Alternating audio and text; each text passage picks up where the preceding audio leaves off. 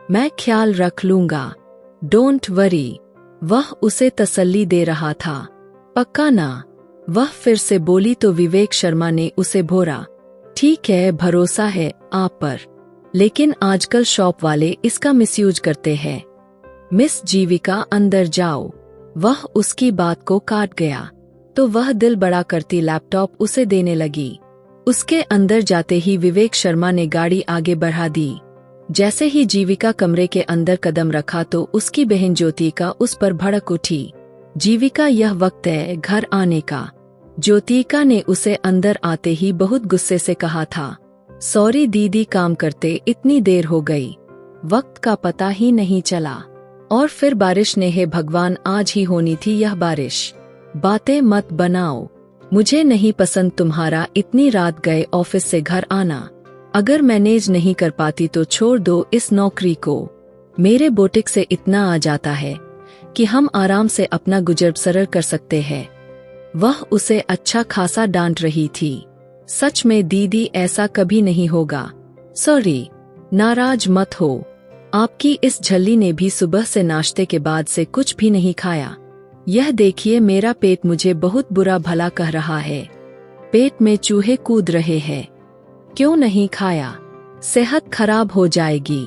तो मत किया करो इतना काम, मैं खाना गर्म कर देती हूँ, तुम चेंज कर लो। वह उससे बोलती खुद किचन की तरफ चली गई और कल सुबह तक उसे अच्छा खासा बुखार चढ़ गया था। ज्योतिका ने उसे ऑफिस ना जाने दिया। उसने ऑफिस फोन करके इन्फॉर्म कर दी। मेडिसिन लेकर सारा दिन वह बिस्तर पर पड़ी रही। हे भगवान, मैं आज के बाद कभी बारिश में नहीं भीगूंगी। वह सुर्ख होती नाक के साथ उठ बैठी। उसके मोबाइल पर कोई मैसेज टोन बजी थी। उसने मंदी मंदी आंखों से देखा। सब ठीक है। मिस जीविका, कैसी है आप? तबीयत कैसी है आपकी? हे भगवान, आज पहली बार विवेक शर्मा मुझे मैसेज कर रहा है, मेरी सही सलामती पूछ रहा है। अभी वह जवाब देती दूसरी तरफ से कॉल आने लगी। जीविका ने घबराकर कॉल यस की। जी नमस्ते सर। वह भारी आवाज में बोलते विवेक शर्मा को बहुत अजीब लगी। लगता है बारिश में भीगना बहुत महंगा पड़ गया आपको। उसकी बात पर चीखी थी। बस सर, फ्लू हो गया है, कल तक ठीक हो जाऊंगी। ऑफिस नहीं आना जब तक पूरी तरह आराम नहीं आता। आप घर पर ही रुको। आपका लैपटॉप ठीक हो गया है, यही बताना था। धन्यवाद सर। दिल से बड़ी धन्यवाद की थी। घर भिजवा दूंगा। नहीं सर, मैं खुद कल आऊंगी ऑफिस में। जीविका, तुम आराम करो। वह कॉल बंद कर चुका था। विवेक शर्मा आज इतना मेहरबान कैसे हो गया? शाम तक तो वह काफी ठीक महसूस कर रही थी। आज ज्योति का बुटीक से काम ज्यादा होने की वजह से अभी तक घर नहीं आई थी। तभी डोर बेल बजी और दरवाजा खुला। विवेक शर्मा का चेहरा देखकर डर सी गई। सर, आप अंदर आ जाइए। वह उसके लिए फल फ्रूट भी लेकर आया था। सर, इसकी क्या जरूरत थी? एक कॉफी का पैक ही ले आते, मैं उसमें ही खुश हो जाती। उसके मुंह से तेजी से निकला, जिस पर वह कनखियों से विवेक शर्मा को देखती धीमा सा मुस्कुरा दी। मैं आपके लिए कॉफी लाती हूँ, बहुत अच्छी कॉफी बनाती हूँ। रहने दीजिए फिर कभी सही, अभी जल्दी में हूँ। वह उठकर खड़ा हुआ। साइड से एक बच्चा भागता हुआ आते जीविका के गले लगा। अभी अभी नींद से जागा था। दिन को जीविका ने उसे जबरदस्ती सुला दिया था। ओ मेरी जान, उठ गया। वह उसके गाल पर प्यार करने लगी, जबकि उसकी गुलाबी होठों का चुंबन पर विवेक शर्मा अपनी निगाहें फेर गया।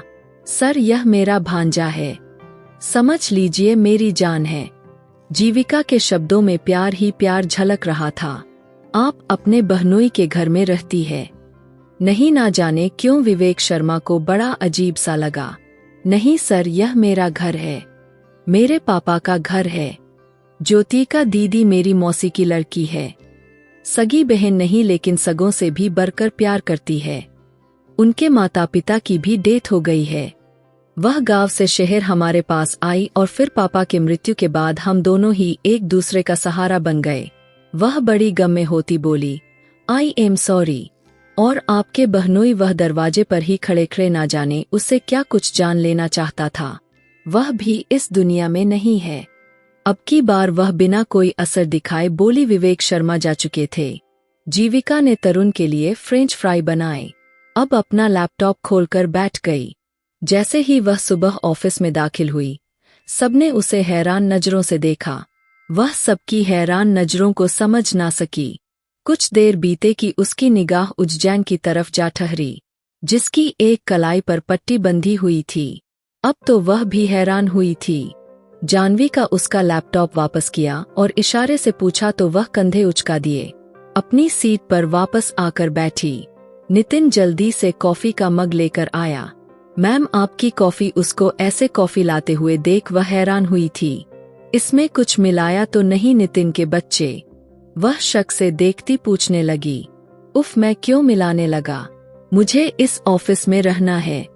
गुल। जीविका ने मुस्कुराकर उसे देखा और अपने काम में व्यस्त हो गई। जबकि आज वह किसी नजरों के फोकस में थी, क्योंकि ऑफिस में सब तरफ कैमरे लगे हुए थे और यह बात वे जानती तक नहीं थी। कुछ दिन के बाद एक पार्टी थी। कंपनी के तरफ से बनाए गए न्यू सेटल्स हो रहे थे। सभी उसी तैयारी में बिजी थे। किसी को कान खुजाने तक की भी फुर्सत नहीं मिल रही थी। लेकिन विवेक शर्मा के आर्डर पर सभी वक्त पर घर जा रहे थे। एक्स्ट्रा टाइम लगाने से सबको मना किया गया था, पर जीविका ही क्या जो किसी की सुन ले और काम के वक्त आसपास का होश भुला देती थी कि तभी उसकी टेबल के पास कोई आया। उसने देखा नहीं, बस महसूस किया। नितिन के बच्चे, कॉफी तो पिलाओ। बिना देखे बोली थी मिस जीविका। अचानक से विवेक शर्मा की आवाज सुनती वह बुरी तरह से चौंकी और घबराकर अपनी जगह से उठ खड़ी हुई। वह जो सर झुकाकर उसके पास खड़ा था, दोनों का सर बुरी तरह से टकराया था। अब वह माथे को पकड़े गुस्से से देखकर बोला, आप अभी तक घर क्यों नहीं गई? वह भी गुस्से में पूछ रहा था। बस सर जा रही थी। काम करते हुए वक्त का पता ही नहीं चला और जल्दी सामान समेटने लगी। दोनों ने एक साथ कदम आगे बढ़ाए। विवेक शर्मा ने उसे रोका। आपका माथा लाल हो रहा है, मेरे साथ चलिए। लेकिन सर, वह बोलता अपनी केबिन में चला गया। तो जल्दी जीविका को उसके पीछे जाना पड़ा। जहां वह क्रीम निकाले उसे एक सोफे पर बिठाते उसके माथे पर लगाने लगा। एक बात पूछो मिस जीविका आपसे? ना जाने वह इतने घूर कर उसे क्यों देख रहा था। उसके देखने पर जीविका थोड़ी पजल हो रही थी।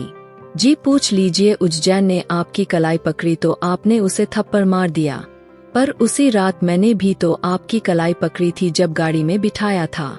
फिर मेरे साथ ऐसा क्यों नहीं किया? वह क्रीम का टोपी बंद करते धीमे शब्दों में पूछ रहा था। सर, आप क्यों खुद को उस गधे से मिला रहे हैं? वह तो एक नंबर का आवारा लड़का है। पहले दिन से जहर लगता था मुझे। उसके साथ चलती हुई लिफ्ट तक आई थी। उसने मेरी कलाई पकड़ी ही नहीं थी, मोड़ दी थी। पकड़ता तो भी थप्पड़ ही खाता सर। और यह सब नियत की बात है। आपने गलत नियत से मुझे गाड़ी में नहीं बिठाया था। यह जो लड़कियां होती है ना, सामने वाले की नियत को अच्छे से समझ जाती है। एकदम से विवेक शर्मा उसके सामने आते उसकी तरफ बढ़े कि वह पीछे दीवार के साथ जा लगी। अभी क्या कहना चाहोगी आप मेरी नियत के बारे में? वह उसके दोनों तरफ हाथ रखता उसे डरा गया। एक पल को जीविका का सांस रुका था, पर अगले ही पल वह मुस्कुरा दी। मैं जानती हूँ सर, आप खड़ूस है, गुस्से वाले हैं, लेकिन आप कैरेक्टर लेस नहीं है। आप औरतों की इज्जत करना जानते हैं। उसकी बात पर विवेक शर्मा के चेहरे को मुस्कान ने छुआ था और वह पीछे हट गया। आपको मुझसे डर नहीं लगता? ना जाने किस एहसास के साथ वह पूछ रहा था। बिल्कुल भी नहीं, मैं आपकी बहुत इज्जत करती हूँ सर, वह दिल से कह रही थी। और विवेक शर्मा सोच रहा था कि उस लड़की को अब वह प्रपोज कैसे करे, जिसने उसकी रातों की नींद उड़ा दी थी। ठीक है सर, नमस्ते। वह अपनी गाड़ी की तरफ बढ़ गई। उसके जाते ही वह भी अपनी गाड़ी रास्ते पर ले आया। उसके अगले ही दिन फंक्शन हुआ था। वह भी बहुत बेस्ट रहा। पूरा ऑफिस स्टाफ उस वक्त खुश था। यूनिट की कामयाबी के लिए स्पेशल जीविका का नाम बुलाया गया था और उसे अवार्ड भी दिया गया था। पूरे स्टाफ को बोनस भी मिल रहा था और स्टाफ उस दिन काफी लेट घर निकले थे। जीविका जैसे ही लिफ्ट में दाखिल हुई, एकदम उज्जैन उसी लिफ्ट में दाखिल हो गया। उसे देखते जीविका अपना मुंह फेरते मोबाइल में बिजी हो गई। वह अपनी कामयाबी का ज्योतिका को बता रही थी कि एकदम उज्जैन ने उसे पीछे से धक्का दिया और उसके हाथ से मोबाइल झट से नीचे गिर गया। क्या बदतमीजी है! वह गुस्सा हुई। उज्जैन के चेहरे पर मुस्कुराहट ठहर गई। वह उसके तरफ बढ़ता, उसका चेहरा जबरदस्ती थाम गया। उसे पीछे की तरह करता दीवार के साथ लगाया था। उसके होठों पर झुका था। जीविका ने पूरा जोर लगाते उसे खुद से दूर किया और खुद दूर होती उसे घूरती हुई नजरों से देखने लगी। उसके शब्द हालत में ही अटक गए थे। वह उसके साथ ऐसी हरकत करेगा उसे यकीन नहीं आया। जल्दी से मोबाइल उठाया जहां विवेक शर्मा का कॉल पहले से आ रहा था। कॉल यस करती, विवेक प्लीज हेल्प मी। वह उसके डरे हुए शब्दों में कहे गए शब्द सुनते विवेक शर्मा को लगा उसका सांस बंद हो जाएगा। क्या तुम ठीक हो जीविका? वह बड़ी बेचैनी से पूछता अपने ऑफिस से निकला। इससे पहले वह बताती, उज्जैन ने उसके हाथ से मोबाइल छीनते कॉल बंद कर दी। विवेक शर्मा ने तुम्हारी वजह से मेरा हाथ तोड़ दिया था कि मैंने तेरा हाथ क्यों थामा और फिर मुझे धमकी दी तुझसे दूर रहूं। ऐसा कहा पहले मैं तुझे चेक तो कर लूं। वह गुस्से से कहता उसके तरफ लपका और उसे दोनों बाजू से जकड़ लिया। उस ताकतवर आदमी का मुकाबला वह नाजुक सी लड़की कैसे कर पाती। तभी लिफ्ट खुली, अंदर का मंजर देखते विवेक का खून खौल उठा। उज्जैन को कॉलर से पकड़े बाहर निकाला और उसके मुंह पर जोरदार थप्पड़ मारा। उसके मुंह और नाक से खून निकलने लगा। उसको सिक्योरिटी गार्ड के तरफ धक्का दे दिया। इसे उठाकर बाहर फेंक दो। दोबारा यहाँ दिखाई दिया तो सीधा पुलिस के हवाले करूंगा। वह गुस्से से दहाड़ा था। जीविका के तरफ बढ़ा जो बहुत ज्यादा गुस्से में खड़ी थी। उसका बैग और मोबाइल उठाया, उसके हाथ में थमाई और उसे बिल्डिंग से बाहर लाया और अपनी गाड़ी की तरफ बढ़ा। मैं चली जाऊंगी सर। वह धीरे से मिनमिनाई, लेकिन वह अनसुनी करता उसे गाड़ी में बिठा गया। गाड़ी रोड पर दौड़ा दी, जबकि ना चाहते हुए भी जीविका की आंखों से आंसू बह निकले। वह तुम्हें परेशान कर रहा था, उसको थप्पड़ क्यों नहीं मारा? आज पहली बार वह आपकी जगह तुम बोला था। वह लिफ्ट में घुस आया था, अचानक मेरे चेहरे पर झुका था। इतना कहते जीविका चेहरा छुपाकर रो दी थी। वह गाड़ी एक तरफ लगाता उसकी तरफ मुड़ा। क्या उसने कोई गलत हरकत की? वह अब धीमे शब्दों में उससे पूछ रहा था। करनी चाहिए थी लेकिन मैंने धक्का दे दिया, वह बच्चों की तरह उसे बता रही थी। आंसू पोंछते मिस जीविका बहादुर बनिए। वह उसे टिश्यू पेपर देता बोला। तो जीविका को तो आग सी लग गई। मैं बहादुरी कहाँ से लाऊं? वह मर्द था, मुझसे ज्यादा ताकतवर था।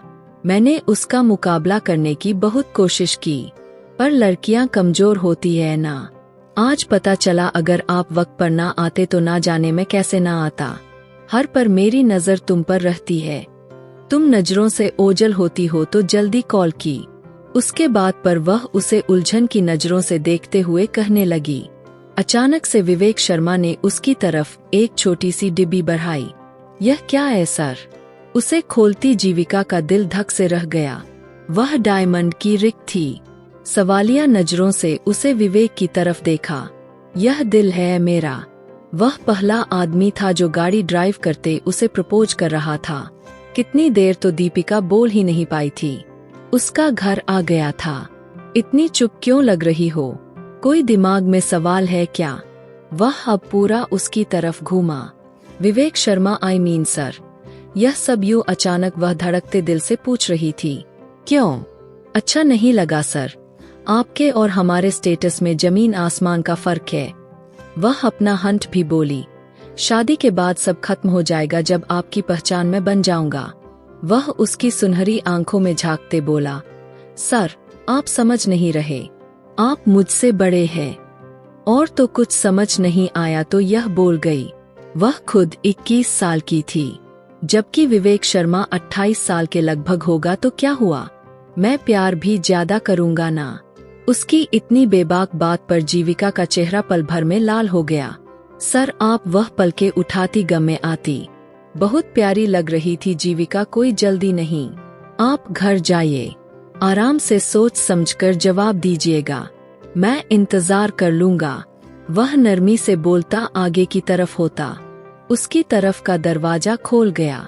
उस आदमी की खुशबू को महसूस करते वह घबराकर जल्दी नीचे उतरी और घर के अंदर दाखिल हो गई। उज्जैन ने जो किया वह तो कहीं गुम ही होता चला गया। एक नई फीलिंग का एहसास जागा था उसे और वह विवेक शर्मा ने करवाया था। उसका जी चाहा वे अंगूठी पहनकर देखे, लेकिन फिर सोचा विवेक शर्मा ही पहना देंगे। वह भी उनके लिए दिल को तड़पता हुआ महसूस कर रही थी। पहली बार किसी आदमी ने दिल के दरवाजे पर आहट दी थी। उसने झट से दरवाजा भी खोल दिया था।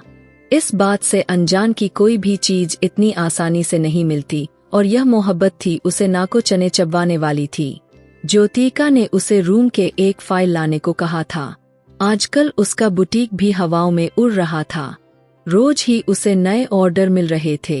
ज्योतिका के रूम में आई तो फाइल निकालती उसमें से एक लिफाफा नीचे गिरा। उसमें से एक पन्ना बाहर निकला। उसे वापस डालने लगी कि उस पर लिखा नाम पढ़कर वह थोड़ी रुक गई। V.S. शर्मा, यह तो विवेक शर्मा के ऑफिस का चेक था। वह अच्छी तरह से पहचान सकती थी क्योंकि उसे भी कई बार इसी तरह का चेक दिया गया था। वह चेक था 1 करोड़ का। यह ज्योतिका दीदी के पास कहाँ से आया हुआ था। उसके साथ एक खत भी था जो ज्योतिका ने पढ़ लिया। उसे लगा पूरे घर की दीवार उसके ऊपर आ गिरी हो। जीविका, जो कहा है वह करो। यह क्या खोलकर बैठ गई हो? अचानक ज्योतिका अंदर आई। वह उसके हाथ में चेक देखती उसे लेकर वापस उसी फाइल के अंदर रख दिया। उसके साथ यह खत भी था। दीदी वेनम आंखों से बोली, तो तुमने पढ़ लिया? आपने मुझसे क्यों छुपाया? उसे अब सांस लेने में भी परेशानी हो रही थी। उसमें बताने लायक कुछ था ही नहीं। जीविका, इस बात को 8 साल बीत गए हैं। वह आदमी मेरी जिंदगी में बाहर बनकर आया और सब कुछ बर्बाद करके चला गया। इतना तो सबको ही पता है। सभी जानते थे। मैंने चुपके से शादी की थी और वह आदमी सिर्फ वक्त बिताने आया था। अपने कीमती पलों को मुझे सौंप कर वह मेरे मुंह पर 1 करोड़ का चेक मारकर चला गया, जो एक रात की कीमत अदा की गई थी। आपने कभी उसे ढूंढने की कोशिश नहीं की? वह आंसू पोंछते बोली, मुझे जरूरत महसूस नहीं हो रही। जीविका, वह आदमी अब मेरी जिंदगी में कोई मायने नहीं रखता। हाँ, इंतजार है कभी सामने आए तो यह चेक उसे वापस लौटा सकूं और बताओ कि किसी भी औरत को पैसों से नहीं खरीदा जा सकता। पैसे तो आनी जानी चीज है। मोहब्बत, वफा, औरत हमेशा अपने मोहब्बत करने वाले के लिए प्रार्थना करती रहती है, और यह नहीं तो कुछ नहीं। वह दर्द से कहती सब कुछ दराज में वापस रख गई। दीदी, अगर जिंदगी किसी मोड़ पर वह आदमी आपको मिले और आपसे माफी मांगे तो क्या आप उसे माफ कर देंगी? और अगर वह आपको और तरुण को अपनाना चाहे तो क्या आप उसे माफ करके अपना बना लोगी? वह डूबते दिल से पूछ रही थी। एक शब्द में जवाब आया नहीं, लेकिन वह शब्द बहुत गुस्सा भरा था। उस रात जीविका ने कांटों पर बिताए थे। सारी रात वह रोती रही और सुबह का इंतजार करती रही। उस आदमी ने मेरी दीदी को 1 करोड़ का चेक देते खरीदने की कोशिश की और अब मुझे एक डायमंड की रिंग से खरीदना चाह रहा है। वह गुस्से से तिलमिलाई थी। उसके ऑफिस में दाखिल हुई। वह फोन पर किसी से बात कर रहा था। अचानक जीविका को ऑफिस में आता देख वह कॉल बंद करता उसकी तरफ मुड़ा। उसकी सूजी आंखें रोने की चुगली कर रही थी। जीविका ने गुस्से से दुपट्टा उसकी टेबल पर रखी। आपको क्या लगता है आप अमीर लोग अपने पैसों से किसी को भी खरीद सकते हैं? तो मिस्टर शर्मा सुन लीजिए, यह जीविका बिकाऊ नहीं। वह गुस्से से बोली थी और पलटी थी। विवेक शर्मा गुस्सा होते अपनी जगह से उठ खड़ा हुआ। कौन से पैसों से खरीदने की कोशिश की है आपको? वह उसके बहुत करीब खड़े होते पूछ रहा था। आप बिल्कुल झूठे हैं। आप धोखेबाज हैं। आप मुझे अपने करीब कर रहे थे, मुझे उल्लू बना रहे थे। आपको लगता है मैं एक हीरे की अंगूठी से फंस जाऊंगी जो मुंह में आता बोलती जा रही थी? तो क्या पूरा हीरे का चट्टान चाहिए? वो बिना किसी असर से बोला, जी नहीं, आप मुझे पूरे हीरे का घर भी बनाकर दोगे तो भी मैं आपकी बातों में नहीं आने वाली, समझे आप? उंगली उठाकर वार्निंग कर रही थी। आप मुझे बता दो आखिर हुआ क्या है? जीविका, आप मुझसे चीट कर रहे थे, मुझे सब पता चल गया है। आपकी एक पत्नी भी है और एक बच्चा भी है, और आप मुझे अपने प्यार के जाल में फंसाकर मुझसे भी शादी करके एक रात बिताकर प्रेग्नेंट करके चले जाओगे, फिर भूल जाओगे जीविका कोई है। और बच्चे को बाप के नाम पर एक चेक पकड़ा जाओगे। जीविका की इस तरह की बातें सुनकर विवेक शर्मा का पारा हाई हुआ था। कौन सी पत्नी, कौन सा बच्चा, क्या बोले जा रही हो? वह अपना माथा मसलते अपने आप पर बड़ी मुश्किल से कंट्रोल करता पूछ रहा था। इतने मासूम बनने की कोशिश मत करो। मैं उसी पत्नी की बात कर रही हूँ जिसे 8 साल पहले आपने शादी करके 1 करोड़ का चेक थमाकर छोड़ दिया था। युविका की बात पर विवेक शर्मा के कान में साए साए आवाज बजने लगी। कहाँ मिल गई है वह आपको? विवेक शर्मा ने अपने सीने पर बाजू बांधते पूछा। तो तुम मिलना चाहोगे उनसे? जीविका को इस बात पर बेहद रोना आया था।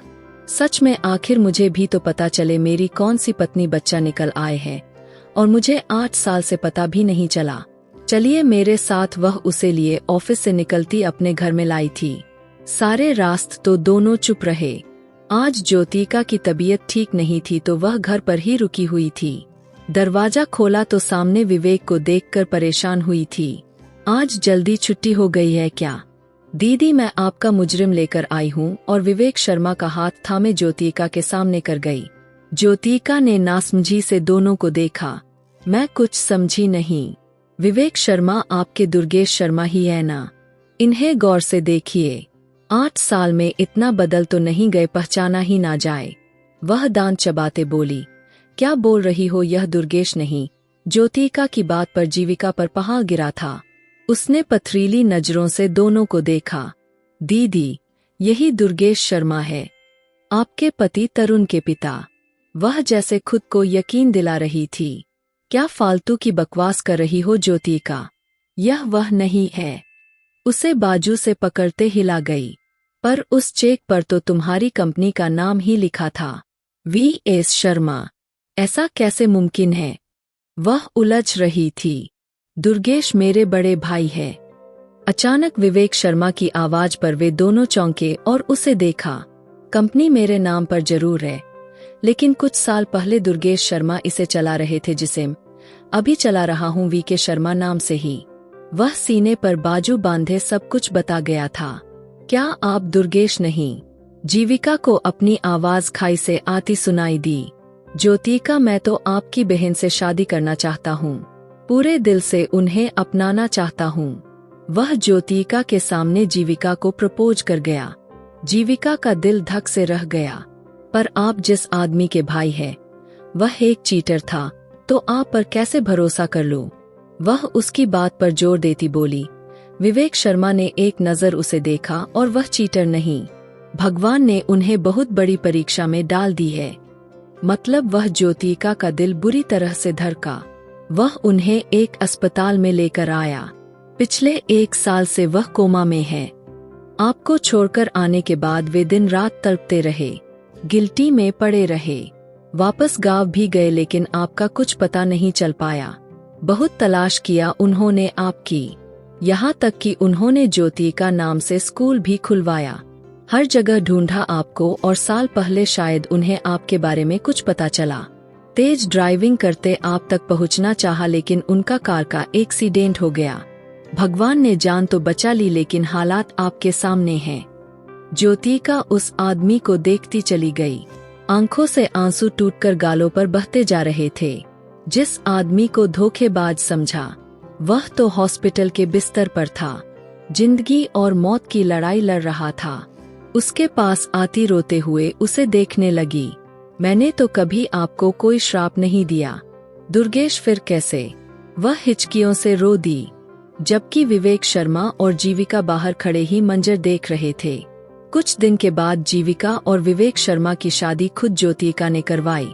वह अपनी वजह से उन दोनों को अलग नहीं कर सकती थी, जबकि वह विवेक शर्मा की आंखों में जीविका के लिए पसंद देख चुकी थी। इसलिए दोनों को मिलवा दिया। विवेक शर्मा रूम में आया तो जीविका ने घबराकर उसे देखा, जिसने इतने दिनों से उससे बातचीत बंद की हुई थी, और आज भी वह सुहागरात में मुंह नहीं लगा रहा था। उसे देखा तक नहीं। उसे आज तो यह पक्का खिसियानी शेर लग रहा था। क्या करूं? क्या मुझे माफी मांगनी चाहिए? वह कुछ सोचते बेड से उठी थी। वहीं रहो विवेक शर्मा की धर्मपत्नी। अचानक से नाम बदला था। जीविका का दिल धक से रह गया। वह बिना पल के झपकाए सामने खड़े आदमी को देखती रही जो उसका दिल धड़काए जा रहा था।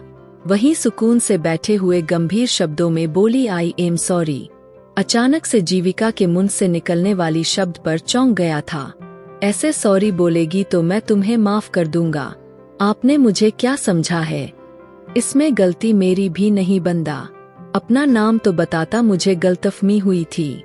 जीविका ने जल्दी बातों को बढ़ाना चाहा और आप उस गलतफहमी में जो मुंह में आया बोलती चली गई। कल को कोई औरत आकर कहे कि विवेक शर्मा मेरा पति है और मेरे बच्चे का बाप है। वह एकदम उसके करीब होती उसके होठों पर अपनी हथेली जमा गई। किसी की इतनी हिम्मत नहीं मेरे पति को अपना पति कह सके। जान ले लूंगी उसकी। बिस्तर पर ही घुटनों के बल ऊपर उठी और विवेक शर्मा के दिल के साथ जा लगी। उसके दिल की तार छिड़ गई। विवेक शर्मा ने उसकी कमर को जोर से पकड़ा, उसे और ज्यादा अपने सीने में भी लिया। जीविका अपना सांस रोक गई। विवेक शर्मा ने धीरे से उसके सर से दुपट्टा हटाते उसका सर अपनी गोद में रखता उसे निहारने लगा। पल में उसकी आंखों का रंग बदला था। वह उसकी ज्वेलरी उतारकर उसके दिल की जगह चूमने लगा। उसके चेहरे को बहुत करीब से देखने लगा जो बहुत खूबसूरत दिखाई दे रही थी। सर आप, वह घबराई जब उसे तकिए पर गिराया था। अपनी शर्ट के बटन भी खोल गया था। चुप, अब कुछ भी कहना सुनना नहीं। मुझे आपको महसूस करना है। विवेक शर्मा उसके चेहरे पर झुकता, उसकी उंगलियों में अपने हाथ की उंगलियां उलझाता। उसकी धड़कनों को बढ़ा गया था। उसके माथे पर हंठ रखता, उसकी सुनहरी आंखों को भी चूम गया था। You are satisfy Vivek Sharma, वह गंभीर शब्दों में बोलता, उसके होंठ पर झुकता। पहली बार दोनों उस प्यार को महसूस कर रहे थे। विवेक शर्मा के प्यार पर वह लड़की टूटकर बिखर गई थी और विवेक शर्मा ने बहुत मोहब्बत से उसे समेटा था कि जीविका खुद पर गुमान करने लगी थी। सुबह आंख खुली तो विवेक शर्मा उसे अपनी बाहों में भरकर गहरी नींद में था। रात के सारे मंजर उसकी आंखों में घूमने लगे तो चेहरे को एक मुस्कान ने छुआ। सो जाओ मिस्टर विवेक शर्मा, वरना फिर से हमें नहाना पड़ेगा। वह उसकी तरफ करवट लेता भारी आवाज में बोला था। दोनों ने नहाते एक साथ भगवान के मंदिर में शादी होने की खुशी में पूजा पाठ की थी। बहुत सारी बातें करते हुए दोनों ही एक दूसरे को पाकर बहुत खुश थे। एक दूसरे की बाहों में फिर से सो गए थे। ने उसे गुदगुदी की तो वह मुंह गुस्से से बनाता उसे खींचकर अपने सीने में लगा गया। आप बाज नहीं आएंगे। वह उसके गाल पर दांतों से काटता वहां अपने होंठ लगा गया। विवेक शर्मा वह मुंह बनाती उसे देखने लगी। यह एक जगह बची थी जहां आपने नहीं काटा था। आपने उसको भी नहीं छोड़ा। वह रोनी सी शक्ल बनाती बोली, अच्छा, जो हालत तुमने मेरे कमर और मेरे सीने की है, उसका क्या? वह भी बोलती एक्शन का रिएक्शन दे रही थी। जीविका के मुंह से वह शब्द फिसला कि अचानक फिर से वह एक्शन के लिए तैयार हो गया। कहते के साथ फिर से उसके होठों को अपनी पकड़ में ले गया, जबकि वह उस जहाज जैसे बंदे के आगे बस फड़फड़ा कर रह गई थी। ज्योतिका तरुण को उसके पिता से मिलवाने लाई थी और दुर्गेश से ढेरों बातें करते हुए जानती थी कि वह सुन रहा था और उसे भरोसा था अपने भगवान पर कि एक दिन वह होश में भी आ जाएगा और भगवान ने उसकी सुन भी ली थी। वह आंखें खोलता अपने सामने 7 साल के बेटे को देख वह रो दिया। 1 साल कोमा में रहने से उसको बहुत कमजोरी हो गई थी। करीबन होश में आने के 1 हफ्ते के बाद डॉक्टर ने उसे डिस्चार्ज किया था। वह उस बीच ज्योतिका उसके साथ रही थी और दुर्गेश ने उससे कई बार माफी भी मांगी। वह अपने किए की सजा भुगत चुका था और ज्यादा ज्योतिका अब उससे दूर नहीं रह सकती थी। उसको यह सजा नहीं देना चाहती थी। वह शर्मिंदा थी और ज्योतिका ने अपने बच्चों के लिए उसे माफ कर दिया। जरूर माफ करने वाले को भगवान भी पसंद करता है। यह थी ज्योतिका और जीविका की प्रेम कहानी। और मेरी वीडियो आप लोग जहां कहीं से भी देखते हैं, कमेंट में अपने शहर और राज्य का नाम जरूर बताइए। मुझे आप लोगों के कमेंट पढ़ने में बहुत आनंद आता है और मैं उन सभी का बहुत बहुत धन्यवाद करना चाहती हूं जो लोग मेरी वीडियो को देखते हैं, लाइक करते हैं और शेयर करते हैं। अगर आपको आज की कहानी पसंद आई है तो वीडियो को जरूर लाइक कीजिएगा और अपने दोस्तों के साथ शेयर भी कीजिएगा। और हाँ, अगर आपने अभी तक हमारे चैनल को सब्सक्राइब नहीं किया है तो जरूर सब्सक्राइब कर लीजिए। मिलते हैं हम अपनी कल की एक और नई दिलचस्प कहानी के साथ मुझ पर सदा अपना प्यार और स्नेह बनाए रखें। सभी को मेरा प्यार भरा नमस्कार दोस्तों। खुश रहें, स्वस्थ रहें, मस्त रहें।